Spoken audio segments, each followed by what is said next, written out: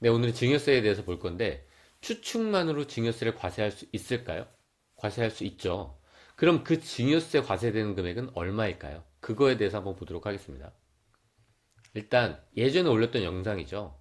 주택을 취득하는 자녀에게 자금 출처 조사 대상이 되지 않으면서 얼마를 줄 수 있을지에 대한 영상이었죠. 그때 그 자금 출처 조사, 이건 왜 했죠? 어떤 사람의 소득보다 재산이 더 빨리 증가하는 거예요. 이상하잖아요. 이게 왜 이렇게 증가하는지를 조사해 보는 거죠. 그러면 이렇게 조사했을 땐 어떤 근거로 과세할까요? 그 근거 규정이 이 상속세 및 증여세법 제45조에 있는 거예요. 정말 추측만으로 과세하는 거예요. 추정해서 과세하는 거니까. 그 재산 취득자의 직업이나 연령, 소득, 재산 상태를 볼 때 자력으로 혼자서 취득했다고 인정하기 어려운 경우에는 그 재산 취득자가 이걸 증여받은 것으로 추정해서 이를 증여재산가액으로 본대요. 상당히 무서운 규정이죠. 이 사람을 딱 봤는데 도저히 이 사람이 갖고 있는 능력으로는 이 재산을 취득할 수 없다고 보는 거잖아요. 그럴 때 소명하지 못한 경우, 그러면 증여세를 과세하겠다는 거예요. 이게 재산의 취득에만 적용된다고 생각하시는데 아들의 부채를 상환해 준 것도 해당될 수 있는 거예요. 아들이 아파트를 취득하려고 자금을 대출받았는데 내가 대신 상환했다. 당연히 이 규정에 해당되겠죠. 물론 재산 취득액, 부채 상환액 그 자체가 증여세 대상이 되는 건 아니에요. 당연히 그 금액 중에 내가 실제로 내 돈으로, 내 자력으로 번 게 있을 수 있잖아요. 그 부분을 소명하는 게 자금 출처의 소명이에요. 그럼 어떤 걸로 소명할 수 있죠? 내가 이 재산을 적정하게 취득했는지를, 그 근거가 되는 게 이런 항목들이에요. 내가 근로로 총 급여액에서 원천 징수세액을 차감한 이 금액이겠죠? 이 금액. 그리고 이자도 마찬가지죠. 원천 징수세액을 차감한 이 금액. 그리고 사업소득. 사업소득은 많은 분들이 이 매출액을 생각하시는데 매출액이 아니라 결국 내가 신고되는 소득 금액이에요. 사업하시는 분들이 이 신고 소득 금액을 줄이려고 많이 노력하는데 정작 본인의 소득이 얼마로 신고됐는지 모르는 경우가 많아요. 매출액만 아시고. 그러니까 세무서에 들어가는 이 소득 금액에서 소득세를 차감한 이게 내가 사업소득으로 벌었다고 생각하는 거죠. 세무서가. 그죠? 그리고 차입금. 내가 금융기관에서 돈을 빌려서 자산을 취득했다. 아니면 그 자산 취득할 때 전세 자금이 있었다. 아니면 내가 보유하는 자산을 처분했다. 어머니 아버지께 증여받았는데 그 증여받은 재산을 신고했다. 그럼 신고한 것도 자금 출처가 될 수 있겠죠.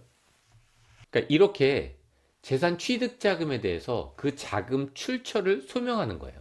그러면 얼마를 소명해야 되죠? 제가 15억짜리 아파트를 샀어요.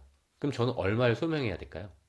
이 15억이란 금액 중에 10억이 넘어가면 2억을 뺀 금액을 다 소명해야 돼요. 15억이라면 당연히 2억을 뺀 13억을 소명해야 되는 거죠. 내 아파트 취득자금이 만약에 5억이라면 10억 밑에잖아요. 그렇다면 20%를 차감한 후의 금액을 소명하는 거예요. 5억에 20% 곱하면 1억이거든요. 그러면 5억 중에서 1억만 뺀 나머지 금액에 대해서 소명을 해야 되는 거죠. 이 자금이 어디서 났는지. 그러면 이렇게 소명을 못했다. 그럼 얼마의 세금이 부과될까요? 예를 들어서 아파트 취득자금 15억 원에 대해서 제가 소명해야 되는 거예요. 그러면 얼마를 소명해야 되죠? 사실 13억 원 이상을 소명해야 되는 거죠. 근데 제가 10억밖에 소명을 못한 거예요. 취득자금은 15억인데. 그럼 소명하지 못한 금액은 얼마죠? 5억이죠.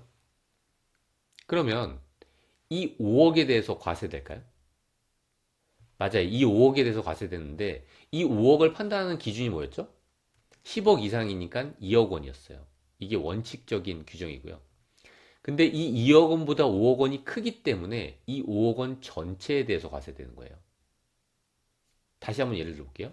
제가 아파트를 5억 주고 샀어요. 근데 이 취득자금을 2억밖에 난 소명을 못한 거예요. 내 자금 출처로. 그럼 제가 소명하지 못한 금액이 얼마죠? 3억. 이 3억을 어떤 금액이랑 비교해야 되죠? 이 3억을 비교했는데 이 5억 곱하기 20%예요. 왜냐하면 10억보다 작기 때문에. 그럼 1억이죠. 만약에 제가 여기서 4억을 소명했다면 저는 증여세가 아예 과세되지 않겠죠. 저는 지금 증여세가 과세되는 경우를 예를 들고 있는 거예요. 예를 들어서 이 5억에서 20%를 곱한 이 1억보다 이 미소명한 금액이 크다. 이러면 증여세가 과세되는 거고 이때 증여세가 얼마일 거냐예요. 이때 증여세는 3억이라는 거예요. 여기 3억. 소명하지 못한 금액 전체인 거죠. 여기서 어떻죠? 소명하지 못한 금액 전체. 이걸 빼주는 게 아니에요.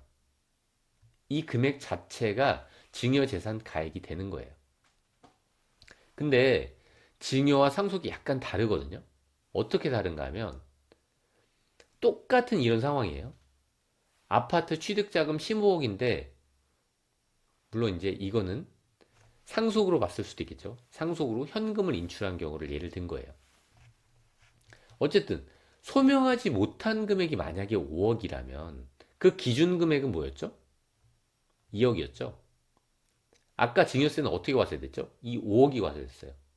근데 상속세는 어떠냐면 그 금액을 이 기준 금액을 차감한 후의 금액으로 상속세는 상속재산이 과세돼요. 상속세도 이와 비슷한 추정 규정이 있거든요. 근데 증여세는 어떻죠? 똑같이 미소명했다고 하더라도 증여세는 5억이 과세된다는 거죠. 5억을 기준으로. 5억에 대한 증여세 얼마죠? 9천만 원. 이 과세되겠죠? 3억은 얼마일까요? 곱하기 20%한 다음에 1천만 원을 빼주면 5천만 원. 상당히 차이가 크네요. 이걸 활용해서 절세하는 분도 있으시더라고요. 네, 오늘은 여기까지 하도록 하겠습니다.